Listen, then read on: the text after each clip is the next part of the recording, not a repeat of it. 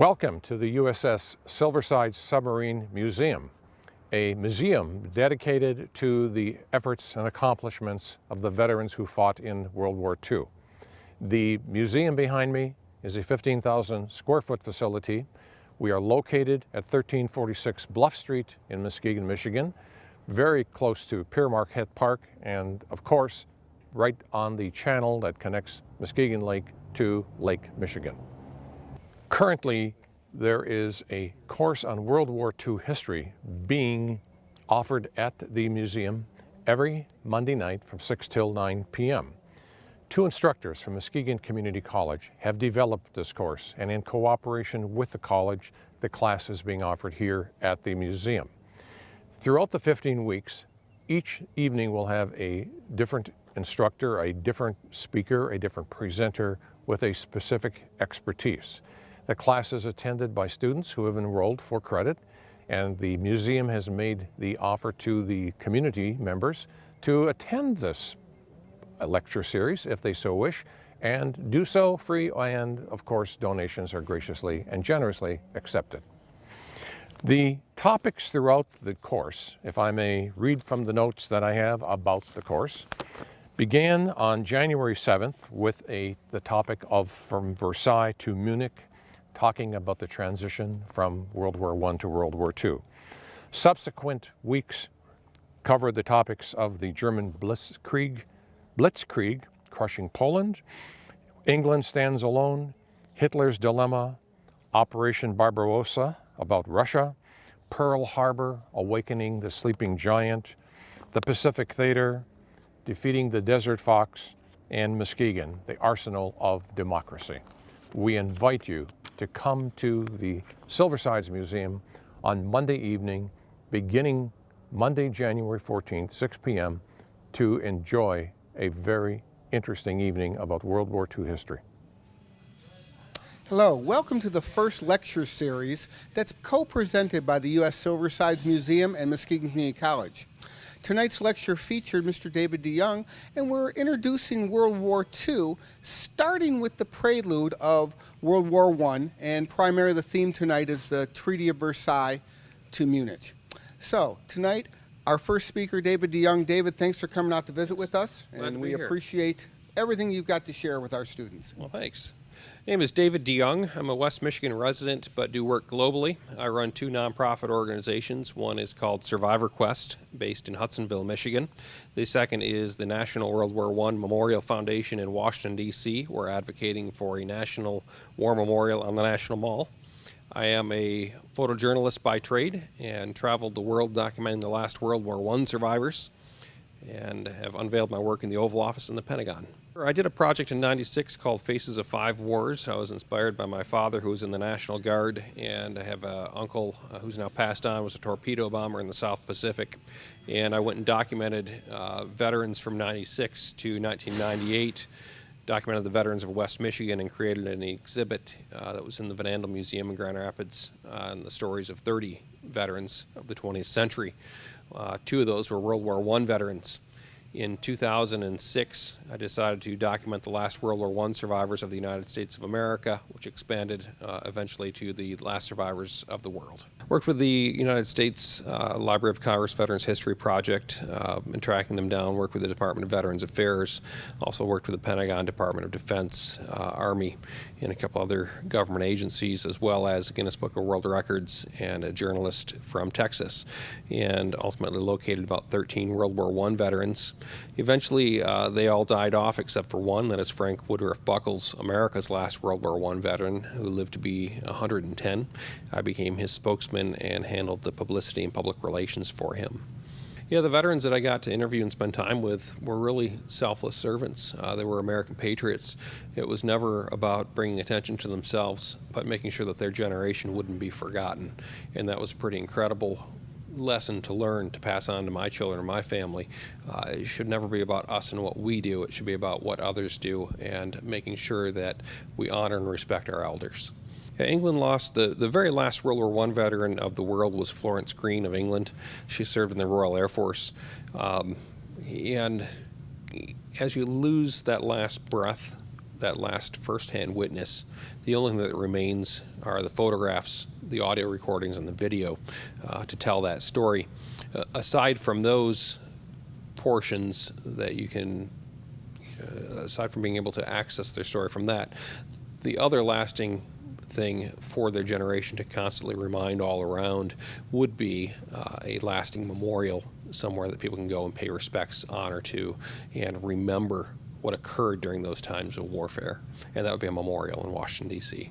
Yeah, we're working towards, we just passed legislation for the Centennial Commission for World War I. Unfortunately, the senators removed the language for the memorials in Washington, D.C. and Kansas City. So we're starting from scratch again to reintroduce that law. We've got support of Congressman Huizenga here in West Michigan, but we need to gain support of our senators from the state of Michigan. Carl Levin and Debbie Stabenow need to support that law on the Senate side so that we can have a memorial to 5 million veterans of the United States. We also need to get that through Congress and Senate, and that's going to be a pretty big chore. Yeah, you know, it's interesting. Every nation in the world has a national monument, national memorial to World War I, except for the United States of America. For 6 years, we've been lobbying our politicians, and for 6 years, we've continued to be turned down to have a memorial to them.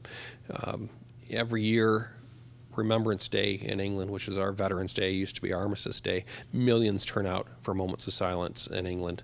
And America needs to, you know, prepare for the centennial of World War I by preparing to have a memorial finally for 5 million veterans that served. Yeah, we're working on a documentary called Pershing's Last Patriot, as in General Pershing of World War I, and that's available at pershingslastpatriot.com. You can take a look at the trailer there. We're trying to raise funds to complete that story so we can tell the story of Frank Buckles. We're a nonprofit organization working on that. That'll be about a 2-hour-long documentary when it's completed, and once we get through that, we'll have an accompanying book as well, but that's in the works. Yeah, we're always seeking artifacts. Letters, uniforms, helmets, anything we're always seeking. If it's not a family heirloom, we want to make sure first and foremost that if it's a family heirloom, it stays with the family. But if you don't have a place to go with your I don't know if you're picking that up. If you don't have a place to go with your items from military history, first check with your local museums, but our nonprofit organization could certainly use them as we go into schools. Hands-on items for students to be able to touch, look at, and experience are very helpful for us to pass on and let students use. Sure, they can contact me through frankbuckles.org, and there's a contact button right there, and any message that gets sent through that website will come directly to me. History matters to the public. History matters to America because it is the character that forged us and brought us to this point.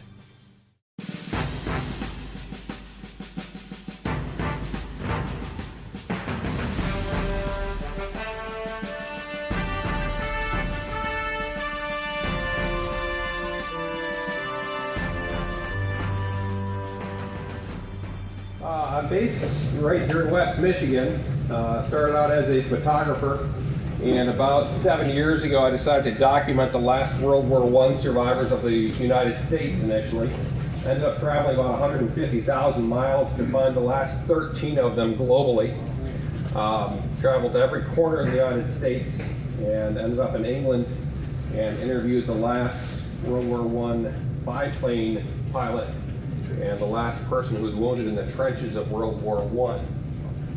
Those photographs ended up being unveiled in the Oval Office of President Bush and are permanently installed in the Pentagon, where we unveiled them on March 6th of 2008 with Secretary Gates and the Joint Chiefs of Staff. A full military event, pretty incredible moment, and I'll kind of walk you through that journey. So, if we can get our AV set up, I've got a 2.5-minute trailer to show you the film we're working on about the last World War I veteran. Does anybody know his name?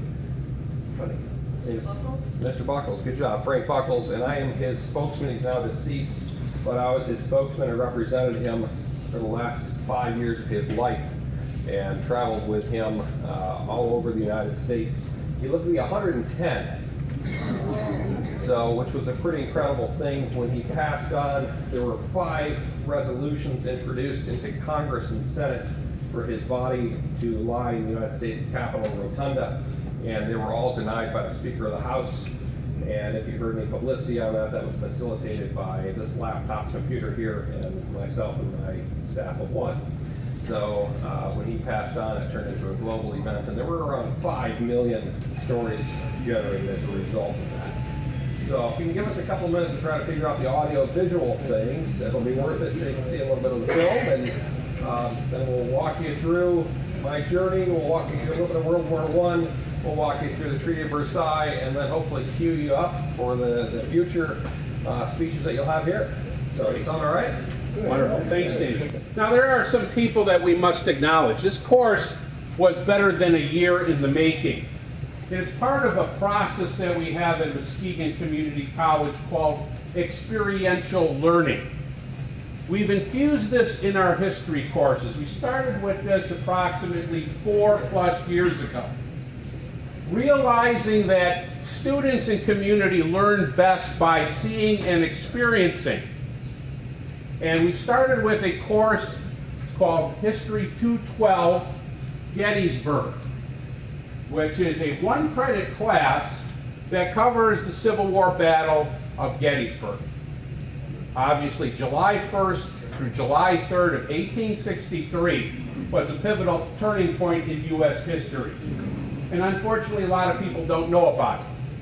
And very few people are acquainted with Gettysburg. So what we do is we have 8 weeks of class, and then we actually go to the battlefield for 4 days, where we walk the lines.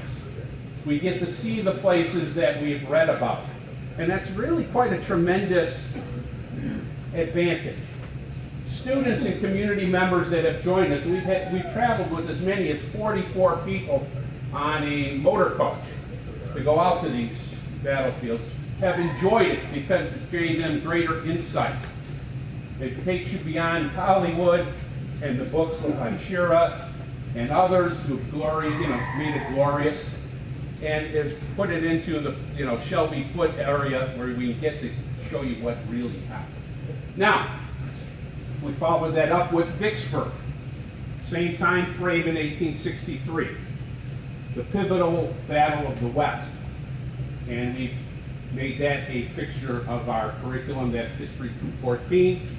We also have a new course that we previewed last year, History 297, which was the Battle of Chickamauga and Chattanooga, which led to the prelude of Sherman burning his way across Georgia.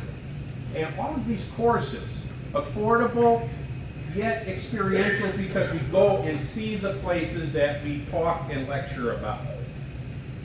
And we encourage you to look at those opportunities. Now, I would be remiss if I did not introduce 2 individuals tonight that have been part of this quest. First of all, I am enthused that we are teaching in this facility. How many of you, this is your first time in this museum? Wow. This is a treasure. And the person that we need to bring forward is Frank Marzak. Frank, are you here today? Frank, come on up and talk about this facility.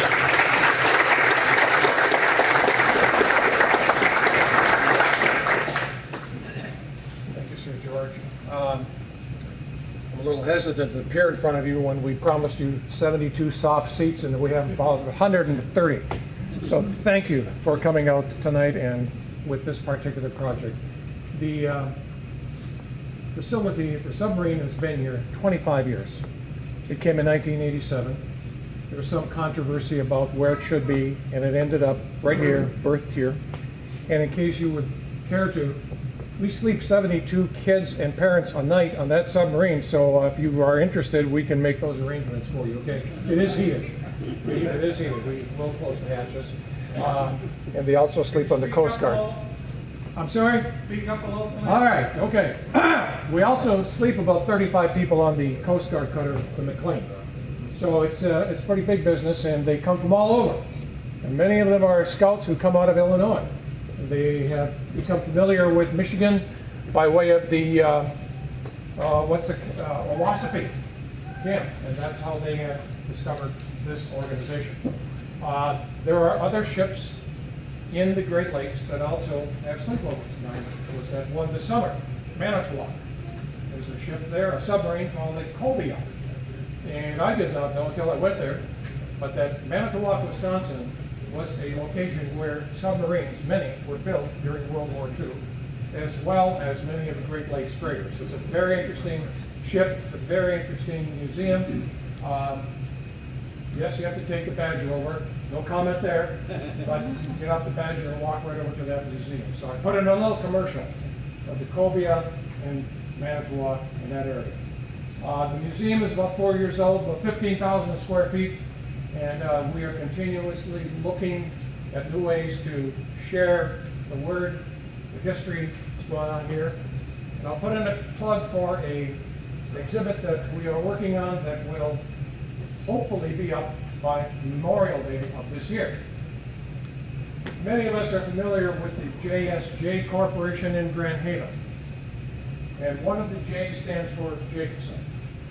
And in World War II, on a ship called the USS Flyer, a submarine, Ensign Elvin Jacobson, who had recently graduated from the University of Michigan, was on that sub. It was going through the, I'll pronounce this right, the Balabac Strait near the Philippines. They were half submerged because it was night and they were worried about coastal defense, if you will, and they get a mine. That sub, very much like ours, a Gato class sub, sunk in about 300 feet of water.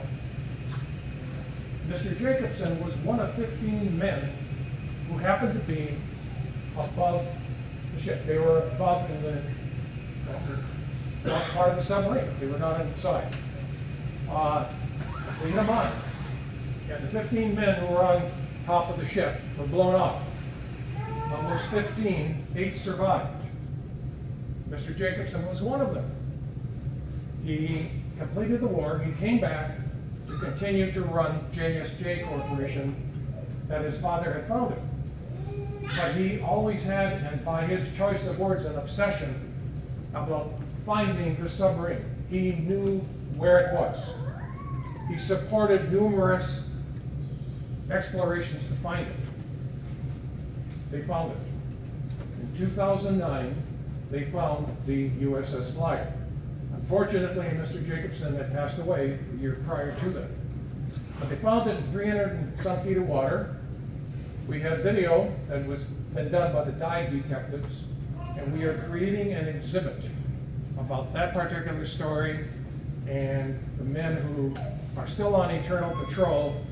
And in the back of our upper auditorium, there is the pictures and stories and letters of all of those men that lost their lives, as well as those who served. Excuse me. Well, I don't want to take up your whole night. You can hear for other things.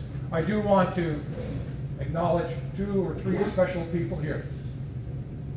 Paul Kidd is here. Paul is a former submariner. Dr. Steve Demos. Where's Dr. Demos? There he is. Steve is a retired physician. He's on our board. Great photographer. Don Morell up here. Don, raise your hand, please. Don is a World War II submariner. He's on our board. And am I missing anybody? I know I'm missing one important person, and that is the president of Muskegon Community College, Dr. Dale Neville. Thank you for joining us and letting the class come out here tonight. Thank you. Okay, return it back to you.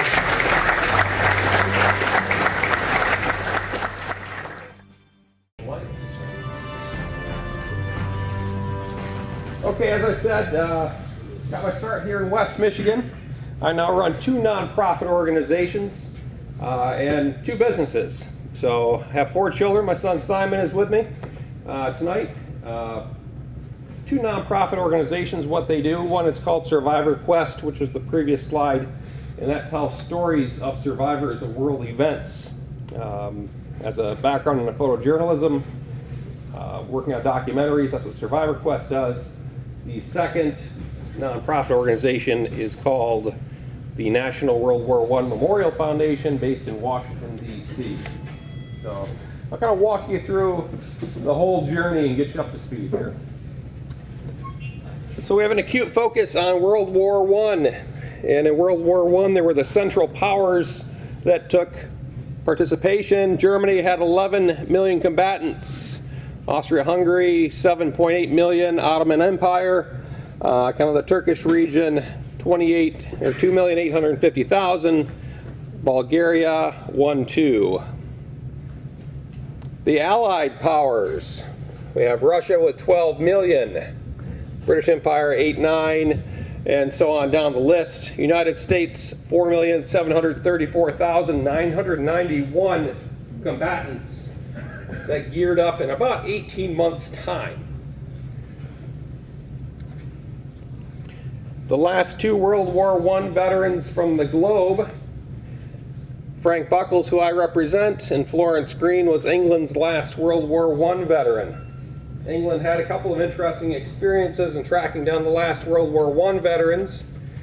They thought they lost all of them. Harry Patch, William Stone, and Henry Allingham were thought to be the last World War I veterans. When they died, all of them in a matter of a few months of each other, I photographed and interviewed all three of them, they thought they were done, so they held an enormous event where about 1 million people turned out in England to pay their respects to the passing of the generation. When the Prince got married, the first public display that his wife did was lay her bridal bouquet at the Tomb of the Unknown Soldiers for World War I at Westminster Abbey. A few months later, an American from the research group of gerontology discovered Florence Green, and she was in the Royal Air Force, and England didn't know about her, so they had kind of a surprise moment of, oh, by the way, we have one more World War I veteran that we forgot about. So Frank Buckles, I worked very closely with the Department of Veterans Affairs in Washington, D.C., the Pentagon, and a few other government agencies, and the American Legion of VFW to make sure that he would be the last verified World War I veteran. There is still, ironically enough, an imposter living in Arizona using his father's credentials to claim that he is a World War I veteran. So every year on Memorial Day and Veterans Day, we get emails saying, have you heard about this person? And we have to say, no, he's an imposter. So the same thing occurred with the Civil War veterans. There were a series of them that acted as imposters as well. So out of the 5 million Americans that served, Frank Buckles was the last, lived to be 110 years old. So World War I was a catastrophic war that is quickly forgotten in today's technological, almost video game-esque wars with the drones and surgical strikes and complete control of publicity and public relations like we've never experienced before. It would be in my opinion that it is more tightly controlled now than it ever has been in American or global history. The methods of warfare, the methods of fighting, the deaths, and the way that it is presented to the American public has never been more controlled in American history. This is no man's land of World War I. I interviewed a gentleman by the name of Rob Lee Rex from Kentucky. Now, what we're going to learn about a little bit tonight is about the Treaty of Versailles and the end of World War I. The official ending of World War I was on November 11, 1918. Rob Lee Rex signed up after armistice, but before the Treaty of Versailles, so he was sent over to experience and help clean up. And he saw no man's land, and he described in great detail to me seeing this very scene. This, at one point in time, was a woods. So Mr. Buckles signed up at the age of 16. He attempted to go to several recruiters, and all those recruiters basically laughed at him. And eventually he made it to an Army recruiter. And Mr. Buckles eluded the question of how old are you, because the Army recruiter asked him, how old are you? And he said, well, my birth certificate's in the family Bible at home, and you wouldn't want me to go get that. So with that, the recruiter said, go on, and enlisted Frank Buckles at the age of 16. So now Mr. Buckles lived a pretty interesting life from Missouri, or Missouri as they say it down there. He rode horses to school. One of the famous stories that his daughter talks about is Mr. Buckles' grandfather thought he would be nice and upgrade Mr. Buckles' horse to a racehorse. So Mr. Buckles' way of being social at that time was as we would do in our generation, or maybe the older generation here, is we'd meet up with our friends on the way to school and either walk or ride bikes together and ride the rest of the way and talk. Well, Mr. Buckles on his racehorse met up with his friends on their horses, and his horse looked to the left and his horse looked to the right and thought he was back in a racehorse and took off and ran off to school, so Mr. Buckles could never talk to his friends anymore. So kind of a fascinating story. Witnessed a murder at about the age of 10. Lived in a Wild West type town. He began working in a bank full-time at the age of 14. The bank's money was in a time-locked safe, and he turned and the safe locked with the money outside. He took the money back across the street to the hotel, and that night bank robbers rode into town and blew the safe, but the money wasn't there. Mr. Buckles had kept it in his mattress across the street. So literally just an incredible, incredible man, which is why it's captivated us and our family for 6 years or more. This is the farm Mr. Buckles lived on, and this is Charlestown, West Virginia, not to be confused with Charleston. It's about a 300-year-old farm. If you were to look out and sit on this porch, you would look at the mountains and the, I believe, Cumberland Gap, but you'd look at the mountains of Antietam and Harper's Ferry. It is most likely factual that the people sat on this porch and listened to the cannonballs echo and the cannon shots echo at the battles of Antietam and Harper's Ferry. The Washingtons at one point owned this farm, and I spent weeks at that farm documenting Mr. Buckles' story because it's just so incredible. So this is Mr. Buckles in his study. He was a prolific reader. This is the first formal portrait I did of him in about 2008 or so. Now what makes him exceptionally interesting was not only was he a World War I ambulance driver and a courier who escorted generals and high-level officers during World War I, but in World War II veteran? Yeah. Where did you serve? South Pacific. Did you ever hear of a island called the Philippines? Was there? We're there. Did you ever hear of a town called Los Baños? No. Los Baños was a prison camp, had about 3,000 civilians in it. Mr. Buckles was captured as an American civilian and sent to a Japanese prison camp for 39 months. So when I photographed them as I traveled the nation, I figured rather than just have some nice portraits of some senior citizens, each portrait has to tell a story. So built into this image, behind him is his German belt that he traded a pack of cigarettes for from a German officer from World War I. And then inside of that belt was his meal cup that he ate out of for 39 months. When he got out, he was about 80 pounds. The 111th Airborne got wind that the entire camp was going to be executed by the Japanese on February 23, I believe, 1945. They escalated their rescue plans, and as the prisoners of war were lined up outside of their barracks being prepared to be executed, they were praying to God to be rescued. And over the horizon came the airplanes, and out of the airplanes came the 11th Airborne, came in and rescued every single prisoner of war without one fatality. Not one American life was lost, not one of the airborne was lost. So just a pretty incredible story that Mr. Buckles also lived through that.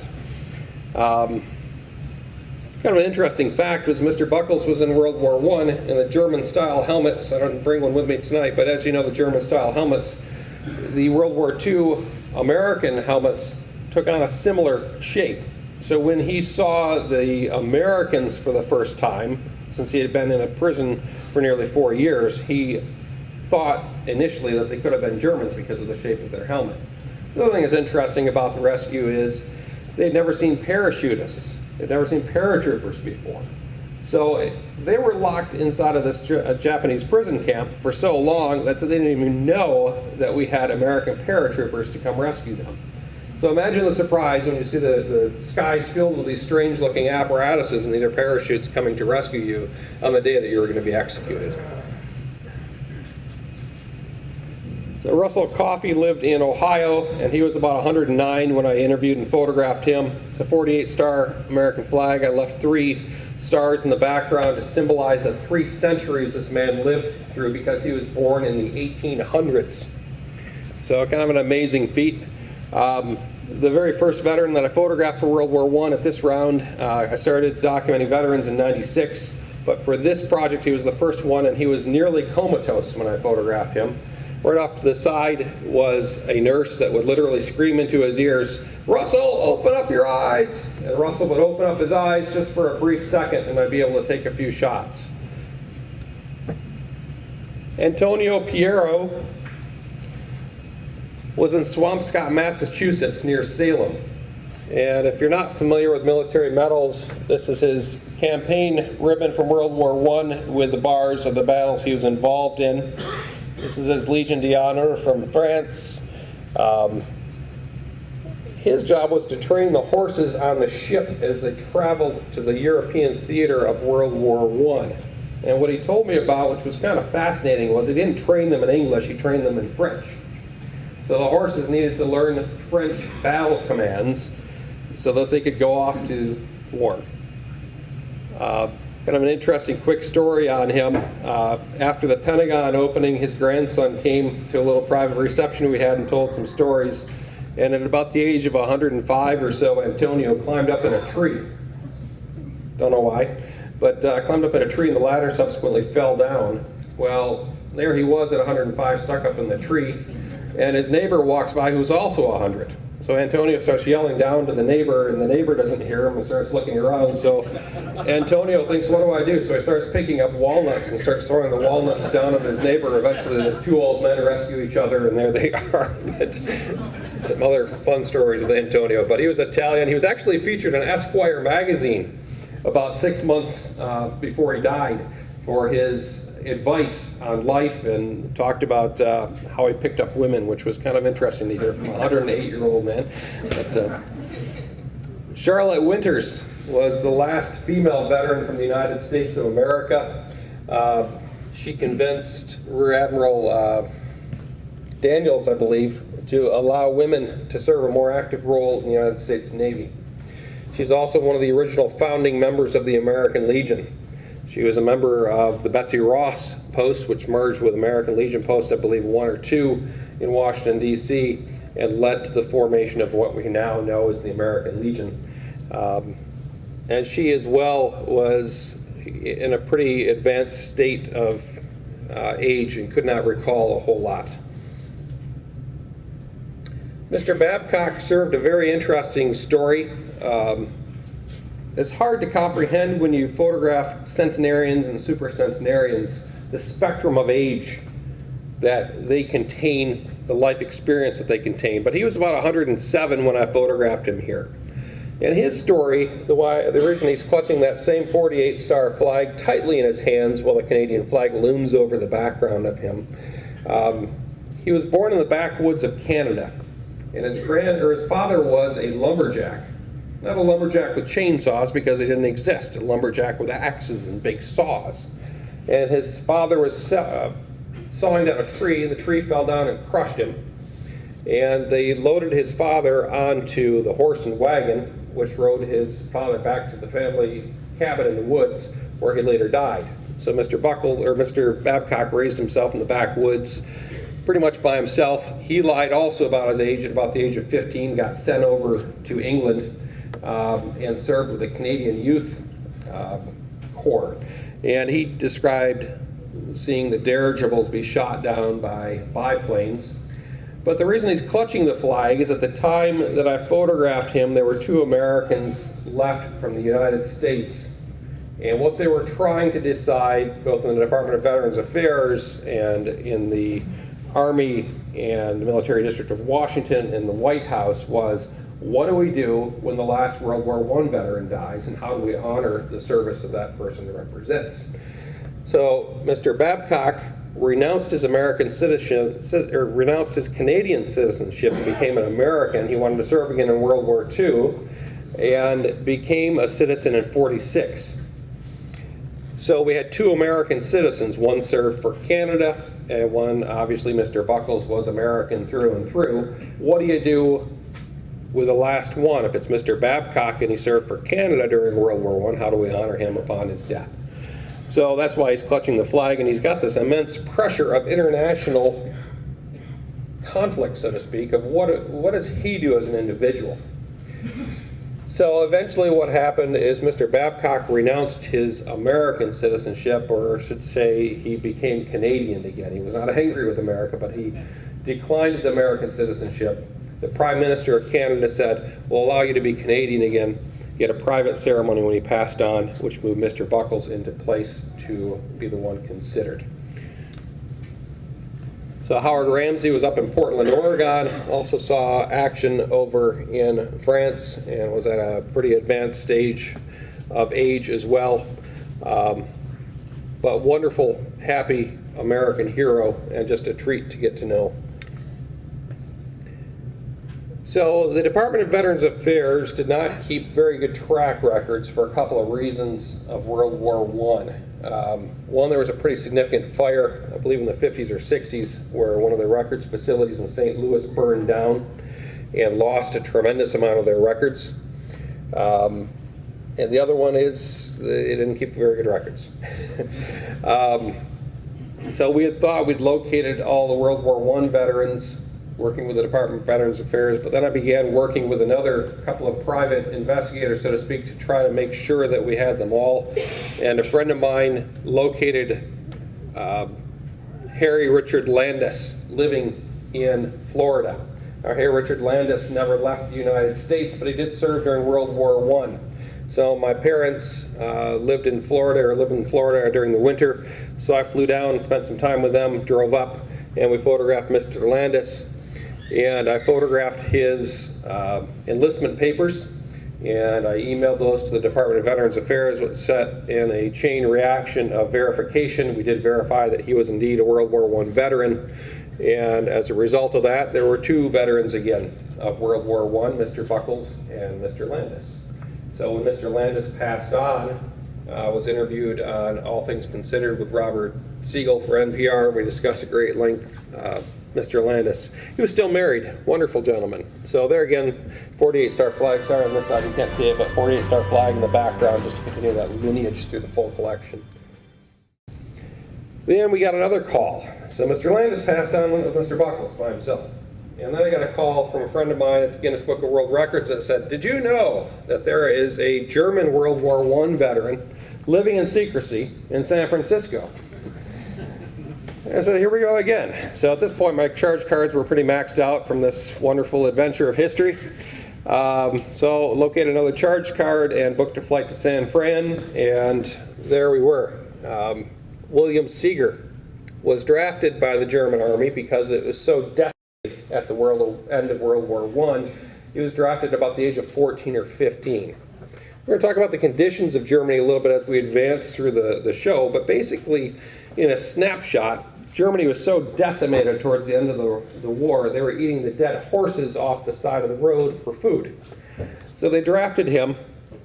So what he's clutching is his draft papers in his right, or on stage right, his left hand, his mobilization orders from the German Empire, and his American citizenship papers. What he did is he abandoned the German army and fled home because he was only about 14 or 15. And when he made it to home, they were so fearful of what would happen with him that he went back and got assigned to guarding American prisoners and acting as a clerk. He didn't like what he saw in Germany. He immediately began saving the money and begging money. In 1919, he fled to the United States of America, worked his way towards becoming an American citizen, the very country he fought against in World War I. Worked as a pressman in Philadelphia, thus his Philadelphia Inquirer of The Man Walks on the Moon behind him.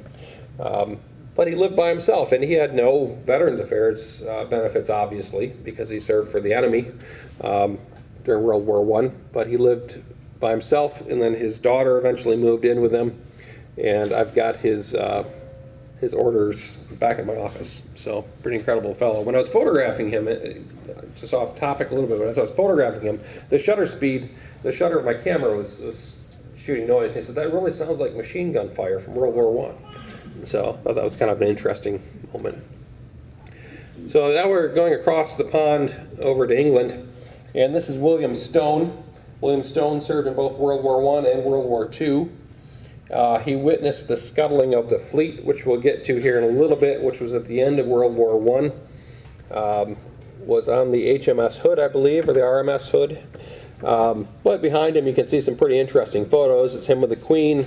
I think Tony Blair's in there.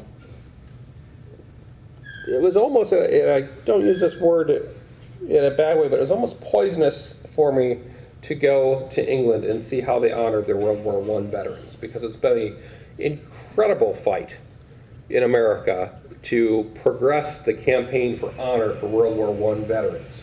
And I'll walk you through that as we go, but in England it was second nature. It was like breathing as to how they treated their World War I veterans. And it was just an incredible moment. But to see him and to talk with him, he was just a cheerful, wonderful man. So Harry Patch transformed my life. I've been documenting veterans for nearly 20 years now.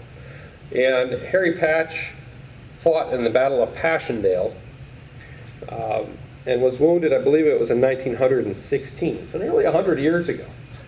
And he had in a German artillery shell land in the foxhole or the trench near him, which blew up and completely vaporized, gone, 3 of his crew members from his Lewis gun team. And he had a piece of shrapnel about the size of my remote control here that was lodged in his groin. So the wounds and casualties from the Battle of Passchendaele, it went on for months, approached 1 million. And they were so decimated that they had no medicine. So they said to Mr. Patch, we can either let you die or we're going to take the shrapnel out without any medicine. So with that, they took the piece of shrapnel out and continued to explain that to me, which was just a profound moment. But at the age of 110, he lived to be 111, but at the age of 109 or 110 when I interviewed him, I was warned to not talk about the topic of war with him because it was so devastating. You just cannot describe with words World War I. All the wars are horrible, but World War I, it was just such a depth of hell. So he had just written a book, and we were sitting in his room in Wells, England, and I said, let's just look through your book. And we got to the halfway point, which was halfway through his life, or part of the life in the book, and he approached the topic of war, and he went into a comatose, or almost a PTSD moment, where we sat in silence in his room in Wells, England, and he stared out the window, and immediately, nearly 100 years after the war, he was brought back to the trenches of World War I. So he talked about the stacking and the mud in the trenches. They would stack ammo crates in the bottom of the trenches, and it would rain, and the mud would deepen, and they'd stack another ammo box on top until eventually the ammo boxes were about this deep into the bottom of the trenches. When he was wounded in the Battle of Passchendaele, they took him out and brought him into a delicing bath. And they dropped him into this delicing bath, and he recalled being pulled out of the delicing bath in the bottom of the bathtub being completely covered in ice, the conditions of the trenches. Henry Allingham was the biplane pilot and mechanic. Ironically, his grandson worked across the street from me in Grand Rapids, Michigan, here, Grand Rapids, and he helped set up and facilitate the English trip for me. But Mr. Allingham was a mechanic, and he would frequently hop in the back seat of the biplanes. And if you're not familiar with the biplanes, for the older generation, we understand, but they had no cockpits. They basically were open air, and he would sit in the back seat with a bushel basket between his knees. Anybody have any idea what was in the bushel basket? Bombs, that's right. So he would fly over no man's land and approach the Germans and basically look down and say Guten Tag and, and drop bombs by hands onto the Germans. And his plane ended up crashing in no man's land, and he survived the night in a bomb crater and woke up the next morning with light and saw that the bomb crater was filled with body parts. And he recalled these things vividly as well. The other thing that he told me about that was kind of fascinating was their method of communication. And their method of communication was to take up some homing pigeons or passenger pigeons, and as they'd fly over the trenches, they would make note of where the Germans were, and they'd stuff the note into the bird's leg, and they'd release it from the cockpit, and the bird would fly back, and that was their instant messaging. That was their Twitter feed for the young posse. So this is me with Mr. Buckles on his porch for NBC Nightly News. Just fascinating man. I remember seeing the reflection in his eyes in the mountains and him talking about his military lineage. His great-grandfather fought in the Revolutionary War. His other uncles fought in the Civil War. And he, of course, was in World War I and II. And that's the portrait we did for that. So, kind of an interesting story. Mr. Buckles had 3 to 4 run-ins with President Bush. So, Mr. Buckles is a lifelong Democrat. I have now become an independent because of this campaign. And this is his daughter, Susanna. Because he was a prisoner of war in the Philippines during World War II, he didn't start his family till he was about 50 or 55, so his daughter is now about 56. And Susanna become a very good friend. She calls me little brother. I call her big sister. She's going to get me some moonshine when I go out and see her again. They live in the hills of West Virginia. Anyways, she got a call one day from the White House, and as his celebrity status grew, you'll see here in a few minutes just how famous the man became, but she got a call from the White House, and they said, President Bush would like you to stop by the Oval Office and would like the honor of meeting your father. And she says, well, sounds kind of busy, no thank you. So with that, the White House hung up and didn't quite know what to do, I'm sure. So about a month later, she got another call from the White House. President Bush will be speaking 3 miles from your home and would like very much to honor your father at this event at school. And she says, well, it sounds really busy. No, thank you. So as we advanced the portrait collection, I got a call from the Department of Veterans Affairs. They said, okay, I think we found a spot for the portraits to go. And that's going to be the Pentagon. So we got did a tour of the Pentagon, picked out a spot. And then I got a wonderful email from the Department of Veterans Affairs saying, Dear Mr. DeJonge, the White House would like to know if they've done anything to personally offend the Buckles family and would like to extend an offer to you guys to stop by the Oval Office on your way to the Pentagon. So it was pretty, Simon was there, he was much younger, but it was a pretty incredible time. We had a motorcycle escort once we hit the Beltway and right up to the Oval Office in the West Wing. And I was sitting in the West Wing and they had the painting of Washington crossing the Delaware. And I said to Mr. Buckles, and he was 108 at the time, I said to Mr. Buckles, I said, oh, there's Mr. Washington crossing the Potomac. And he looked up and he says, I believe that's the Delaware. Like, thank you for correcting American history in the West Wing with me, Mr. Buckles. So this is us meeting in the Oval Office, and the clock over here is built right down in Zealand. It's a Herman Miller clock. So kind of fun. We got to spend about a half hour in the Oval Office with President Bush. Wonderful man, and just incredible things I'll write about in my memoirs that struck me as we're sitting there. You really don't comprehend the pressure that is there. It's as if you're at the nucleus of American society. And everything that occurs in the Oval Office, you can feel all of America concentrating on that. So it really brings this high level of respect. And a lot of the things I thought about were things that occurred in the Oval Office that shouldn't have gone on there.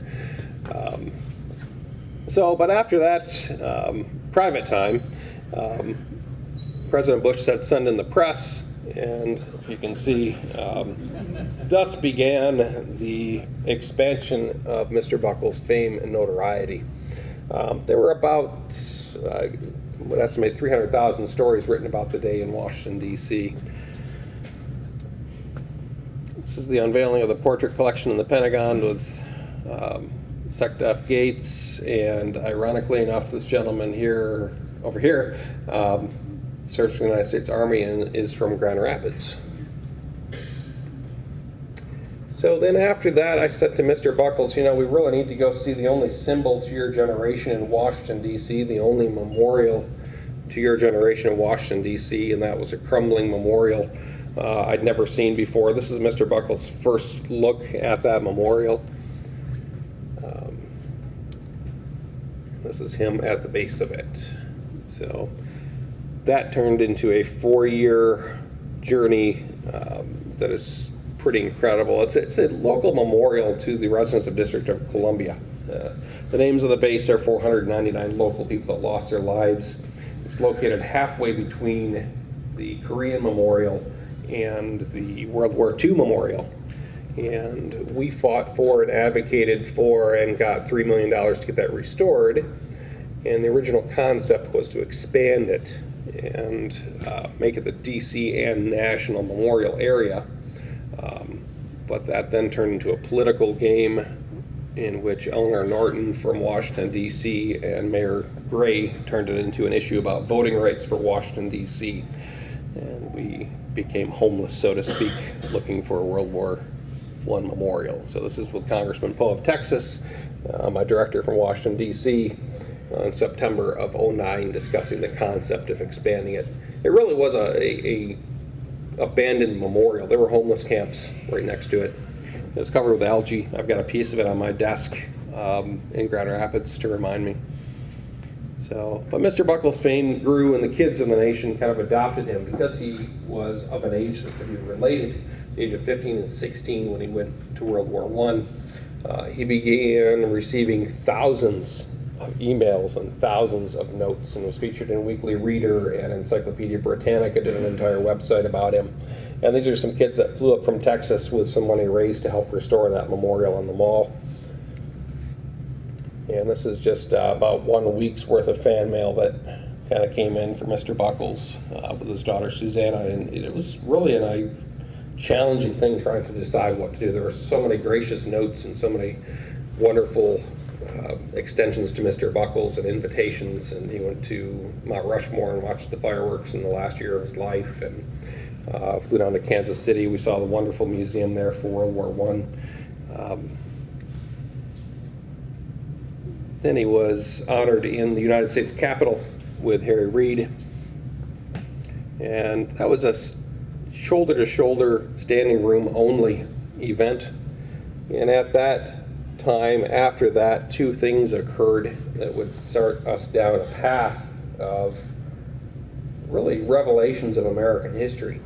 One, Senator Burr from the Carolinas came up and said, when you die, which was somewhat odd, because I was standing next to Mr. Buckles when he handed him the resolution, and he was still living, but he said, when you die, we'd like you to lie in the rotunda in honor.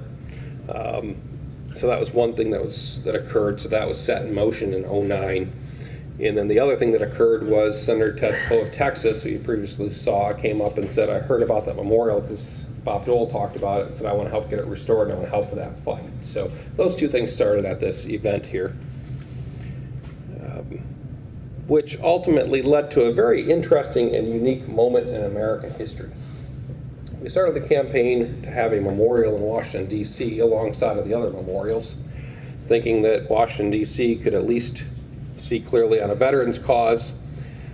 Kansas City has a wonderful memorial called the Liberty Memorial. It's a 200-plus foot tower to World War I.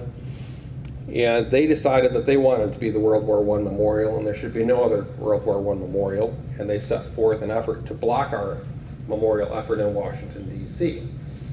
Backed with them, you'll see on the back here are some VFW caps. The VFW is based in Kansas City. They chose to sit on the opposite side of the room and not speak to their oldest member, and they indeed testified against the last World War I veteran of the United States in opposition to a national memorial in Washington, D.C. for World War I. So that is consumed most of my life for the past 4 years on a volunteer-only basis.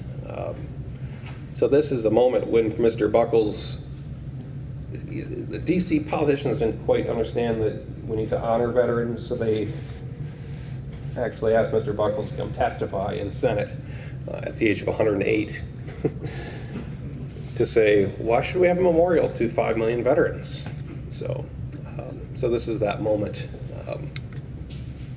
So when Mr. Buckles passed on, there were 5 resolutions, including the one introduced in 2009, for Mr. Buckles to lie in the rotunda. And we didn't get contacted by the United States government for about 3 days after Mr. Buckles' death.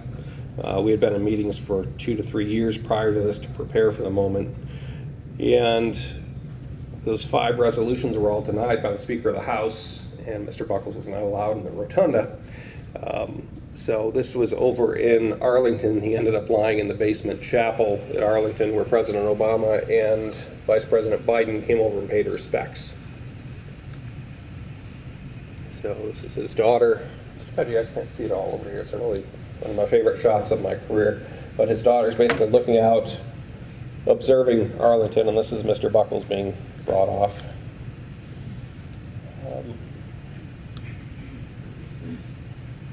Being led up to the grave here. The Native Americans, the Blackfeet Nation, interesting. They came to the home to stand by the side of the Buckles family, and this is them performing a ceremony as Mr. Buckles' casket was about to be laid in. But they went to the steps of the Capitol and observed 110 seconds of silence in basically opposition to what Speaker of the House did to the veterans. But it's kind of interesting, as they walked up to be photographed on the steps with me, one of the Capitol guards with the submachine gun says, "What are you here for?" And the Native Americans looked at it and said, "We're not happy with our government. We're here to take our land back." So in the midst of grieving, there were some profound American moments. So we eventually, for the 3rd time, got the Frank Buckles Memorial Act introduced. The Frank Buckles Memorial Act would have done 2 things. It would have 3 things. Initially, it was to create the National Memorial in Washington, D.C. It was to give Kansas City recognition also as a national memorial.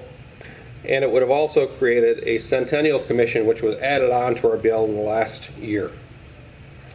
So this is Congressman Ted Poe discussing the vote for the memorial. It passed Congress about 2 weeks before Christmas, went over to Senate. Senate looked at it and said, nope, we're not going to have a memorial to World War I anywhere. It was blocked by Senator Toomey of Pennsylvania, Claire McCaskill, and Roy Blunt from Missouri decided, no, we will not have memorials, we'll allow a commission only. So from there, the Frank Buckles Memorial Act went back over to Congress, and we instructed them, well, if you're not fulfilling Mr. Buckles' dream, we'd like his name removed.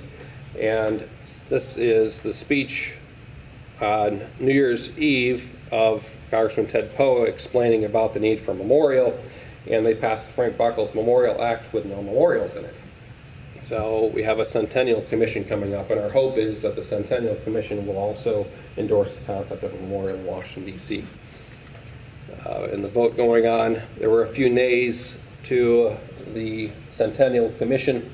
One of them was Justin Amash, who I go to church with, and I discussed this the week before with him, and he was quite upset that they would remove memorials from a memorial law, and that was his explanation for his nay, which I said to him this Sunday I would have voted the same way. How familiar are you all with World War I? Got one semi-familiar, familiar, some of our older folks in a little bit. World War I came before World War II. And some people say that it was basically one giant war with about a 20-year delay between the two. So what we're going to talk about is how World War I laid the groundwork for World War II. Why did World War I occur?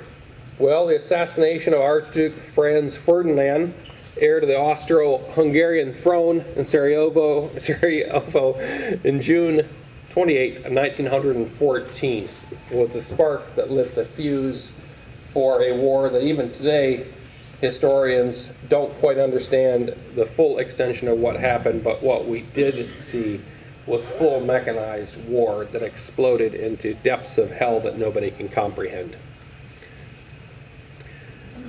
On April, I believe 4, 1917, President Wilson spoke to the congressmen and the senators and said, we need to enter this war.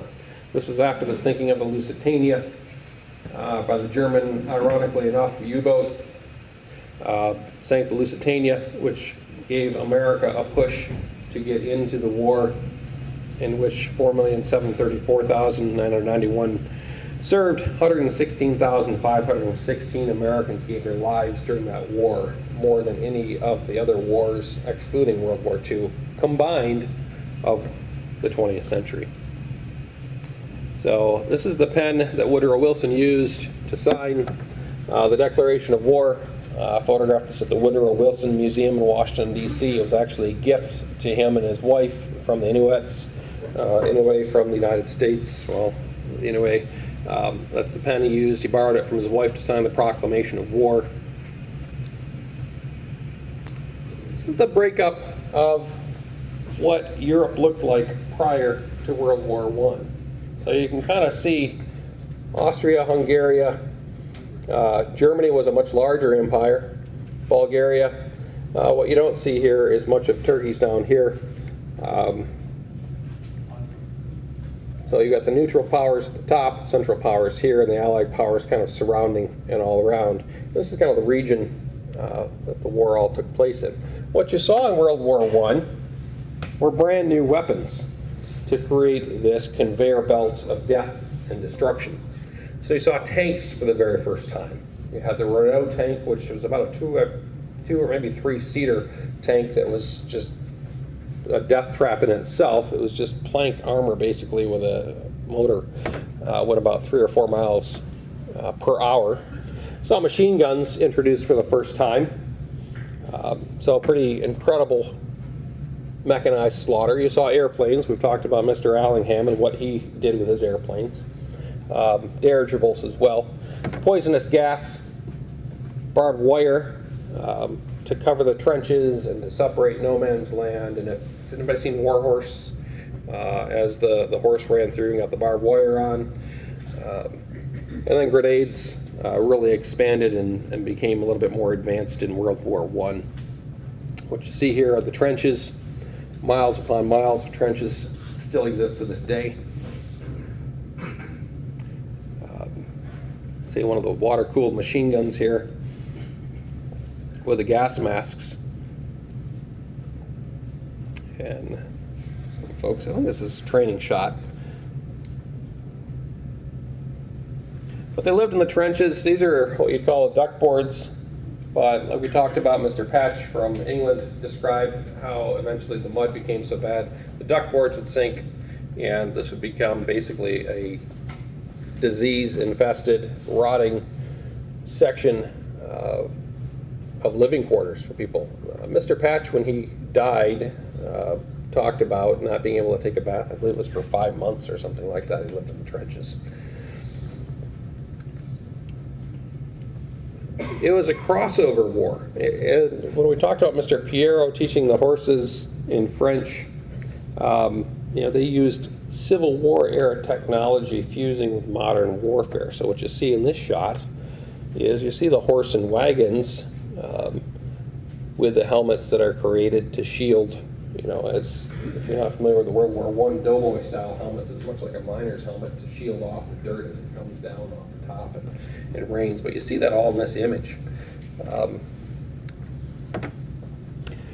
So location of the battles, World War II, we had the European theater and we had the Pacific theater and Africa and some other spots, but primarily the location of the battles in World War I were on the Eastern Front in Russia. We had the Polar Bear Division from West Michigan. If you're not familiar with that, they went up to the areas of Russia to fight. Northeast Italy. Ironically, about 2 or 3 years ago, I believe it was in Northeast Italy, they discovered a World War I veteran's body in one of the glaciers. So they're still discovering little pockets of archaeology. Salonika, Palestine, Mesopotamia, modern-day Iraq was a battle area. German and East Africa, a little bit of Southwest Africa, and then the German African colonies and Manchuria.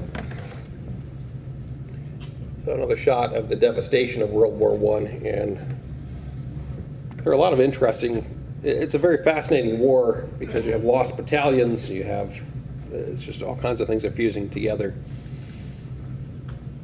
So here you see almost a highway of what the battlefront and leading up to the battlefront would have looked like in the years between 1914 and 1918.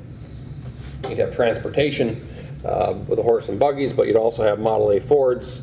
You'd have white ambulances that would transport the dead back and forth. And then you had the onset of the Spanish flu pandemic and other things that killed folks. There were about 65 million total combatants that fought in World War I. Of that, there were approximately 20 million deaths and 21 million casualties, which meant basically if you're going to war, you've got about a 66 to 70% chance that something is going to happen and you're going to go through it. It's a very famous, one of my most famous shots. This is taken by an Australian photographer of them going through no man's land on the duck boards, but just complete devastation as far as the eye could see. It's interesting, I was in New York City speaking to Belgium Memorial Day last year and met a World War II veteran. And that World War II veteran was in the European theater. And he was telling me a story about walking through the fields of poppies during World War II. And he said, as I was reflecting on the death at this very field amongst the poppies, the Flanders Fields poem that many of us are familiar with, he said a battle broke out and it all occurred and started over again in the very same spot that had happened 20 to 30 years prior. So I thought that was just a very ironic story. It's Rocco Moretti was his name. So one of the towns completely crushed and devastated here. So then we come to November 11, 1918, and that is what eventually we led up to, which was Armistice Day, and all parties said that's about it. That's as far as we go with this war. So it took about 5 treaties to close down the war, and fighting continued into the 20s in different areas around Europe and into Russia and different areas. But Armistice Day was November 11, 1918, the 11th day, the 11th hour. They signed papers to cause the guns to cease. And World War is over because it was only, they thought there would only be one World War. This was the last one, we thought. Interestingly enough, Mr. Buckles guarded the World War I POWs at the end of the war, and one of his jobs was helping escort German prisoners back at the end of the war. Probably Rex also did that and helped with the rebuilding of Germany. And then we also had the William Seegers, who I photographed from Germany, who helped guard the Americans. So I heard firsthand accounts from all of them talking about the conditions, and Mr. Buckles went up to one of the Germans when there was food again, and he spoke in German to him, and because he spoke in German, the German gave him an extra slice of bologna, and that was a pretty big thing. This I just discovered this week in doing research for this. This is up in Russia with surplus of gas masks and things from World War I, and it's just kind of a very surreal image that just really blows your mind as to how bizarre this experience truly was. Here you've got some kids with a machine gun or simulated machine gun down here, but as far as the eye can see, you've got this parade of gas masks and the old truck. Very haunting image. So it brings us to the Treaty of Versailles, which was called the greatest moment in history. Versailles, France. This was signed June 28.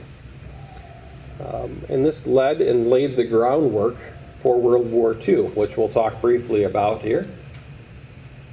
This is the packed room. Then, Treaty of Versailles, signed June 28, 1919.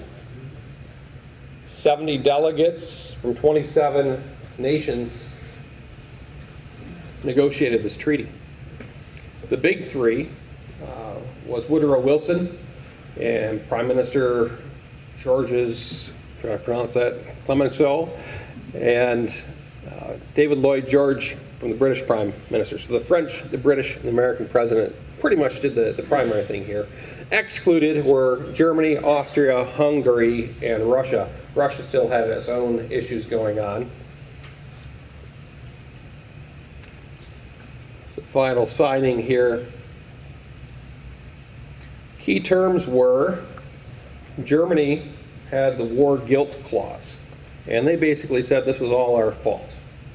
And with that, Germany took on a staggering 6.6 billion pounds, not in weight, but in monetary penalty that they were to pay back to the Allies, which completely strapped them. This infuriated a young man who fought in World War I. That man would be Adolf Hitler. It cut the German army to about 100,000 men, slightly less. Their wartime weapons had to be scrapped. Navy cut to 36 ships and no submarines. They were banned from having the Air Force. And then as a result, their area that had previously been the German Empire was divvied up into what we now know as Poland, Finland, Lithuania, Latvia, Czechoslovakia. They were made independent countries as a result of World War I. What it effectively did is it crushed many of the royal families and split the empires up and transformed and laid, like I said, laid the groundwork for the nation and the continent of Europe as we know it today. What the Germans didn't like, the German Navy commanders didn't like, was to turn over their ships. That was interesting. We're surrounded by models of battleships and the submarine out the window here, interesting to look at. But the Germans commander said, not happening, not on my watch, we're not handing them over. So they scuttled the fleet, or sank their ships in the harbor, I believe, up near England. And this is them scuttling one of the German destroyers. They sank them all. And a couple of the vets that I interviewed saw that. And this is a very interesting photograph of one of the German destroyers in a rescue barge, and they've actually built, I don't know, offices on top of the bottom of the ship. So they reclaimed those German ones. So this is the Versailles room where the peace treaty was signed today. So the rise of Hitler. Hitler fought in World War I. Displayed on his chest here is the Iron Cross, which he received during World War I. But he really felt that they were stabbed in the back and mistreated through the Treaty of Versailles. And because of that, he began and wanted to scrap the Treaty of Versailles and renege and go back on the peace plan that was set up, which effectively set up the chessboard for World War II, a continuation of World War I. So they stopped paying back the 6+ billion pounds, and at one point the French actually invaded part of Germany and tried to force labor to get that paid back. That didn't go over very well. He began rearming Germany, gained size and strength, with that. He used it as his political vehicle to transform the mind and start perfecting his propaganda machine to advance the will of the people, to transform the will of the people, to follow blindly the leader that would eventually lead them to World War II. He went back, took over Poland and the Czech Republic, which led us to World War II. Brings us up to Munich. So, questions from anybody? Yeah. Would you agree that World War I was the result of many misunderstandings and mistakes? People blundered into it, and it should never have happened. Consequently, it would not have led to World War II. Yeah, I think so. Our methods of communication, slightly after the turn of the century, were not very sophisticated. So it was slow for the publicity to advance across the nation. It was slow for people to be able to react. The layers of government that we currently have that have compounded things to smother it on this end of the spectrum were not there. But yes, it was a misleading of the people of America. It was a misrepresentation. And yeah, if World War I didn't occur, certainly World War II would not have occurred. Yeah. Well, it was interesting in reading today, I found out that Hitler's medal was awarded to him by a Jewish officer. Was it really? So he just said Hitler's medal was awarded to him by a Jewish officer. Yeah. I wonder if you've given any thought to the extreme longevity of the survivors of World War I? Yeah, I have reflected on that. Interestingly, Mr. Buckles' famous quote is, "When you think you're going to die, don't." so that was one of his famous ones. Yeah, it was interesting to look at that.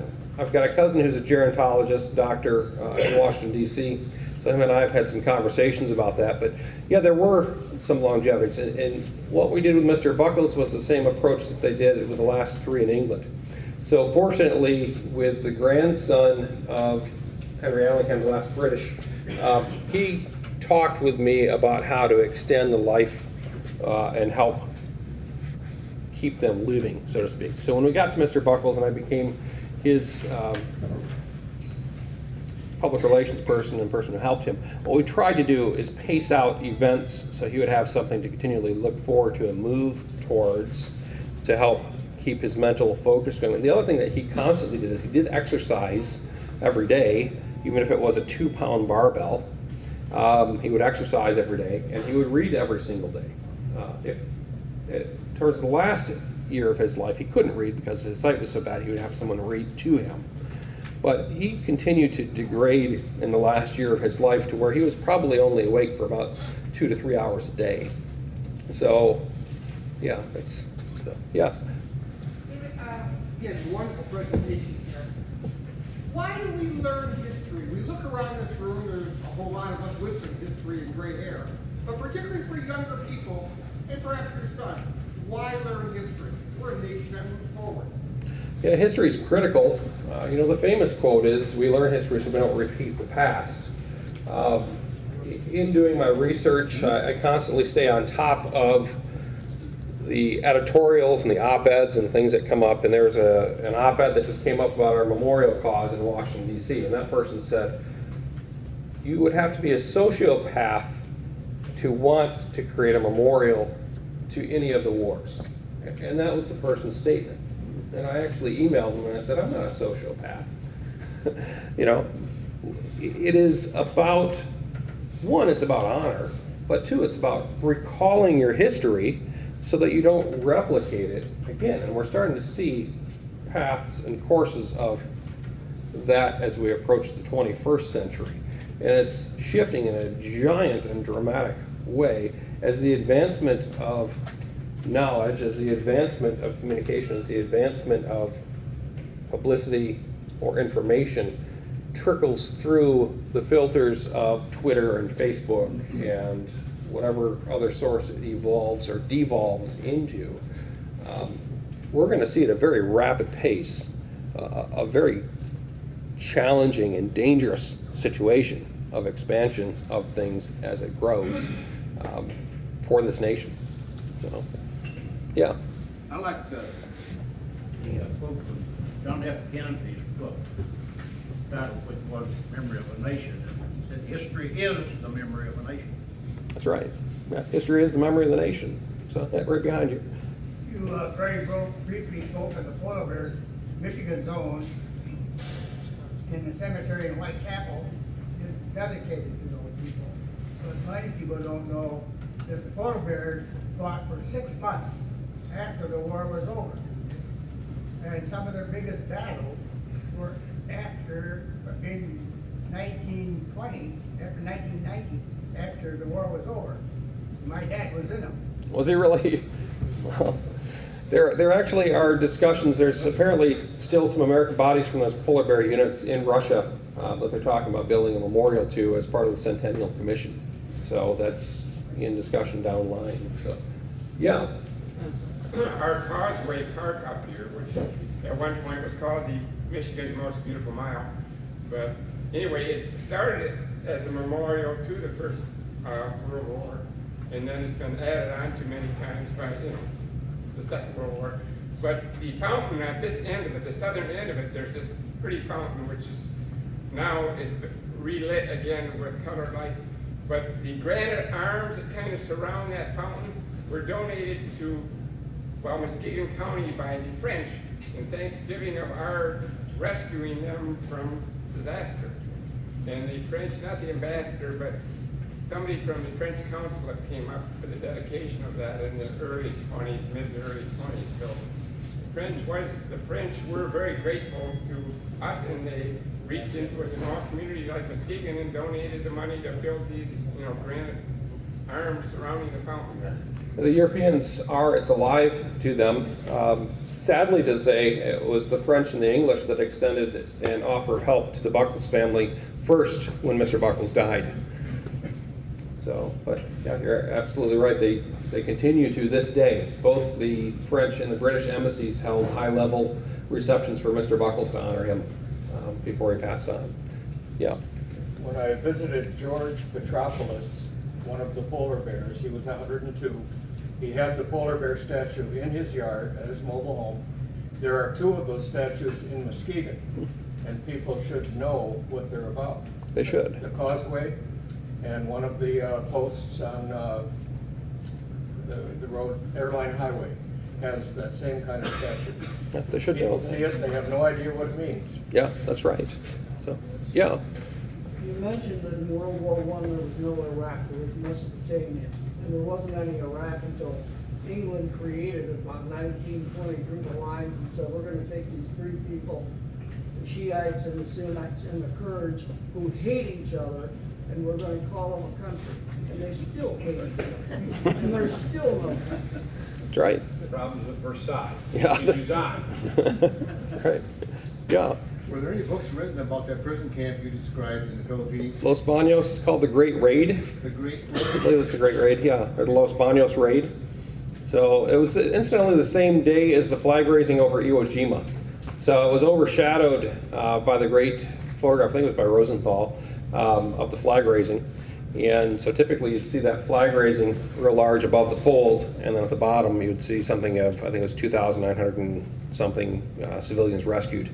But it was absolutely just incredible rescue. Yeah.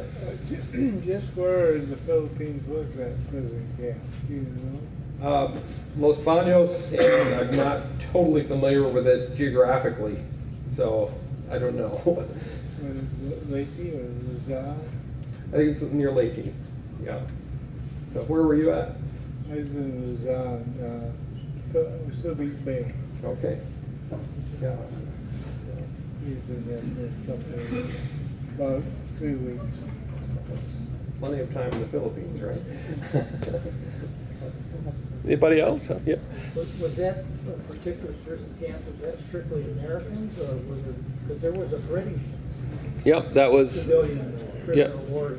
the camp that, yeah, the Los Baños prison camp had many nationalities in it. So it's probably the same one. Yeah.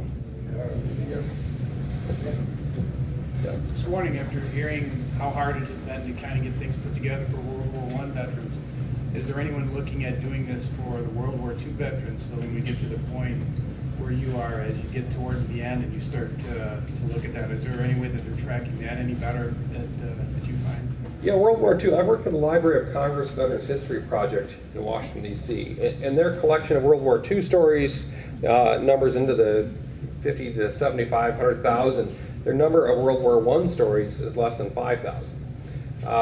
World War II has the benefit of being very well documented, unfortunately. Okay. Anybody else?